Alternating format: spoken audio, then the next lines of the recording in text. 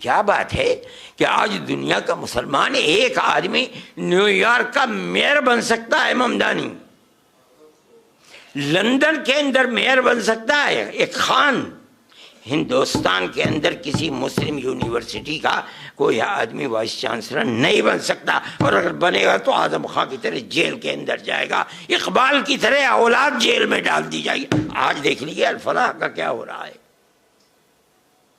Jail میں پڑا ہوا ہے، اور کتنے سال جیل کے اندر گزرتے ہیں نہیں جانتا کوئی آدمی۔ قوم، گورنمنٹ ملک کی آزادی کے بعد اس پر لگی ہوئی ہے کہ مسلمان کو سر نہیں اٹھانے دینا ہے۔ آج اس کا نتیجہ ہے کہ لوگ یہ کہتے ہیں کہ مسلمان کے اندر لیڈر چاہ رہے، کیا کہتے ہو تم؟ مسلمان قوم کوئی بانجھ تھوڑی ہے، اگر نہیں تھی تو وہاں کیسے بن گئے؟ یہاں کسی یونیورسٹی کا وائس چانسلر نہیں بن سکتا آدمی۔ میں یہ کہتا ہوں افراد تھے، بنانا چاہتے تھے، بنا دیا انہوں نے، کھڑا کر دیا۔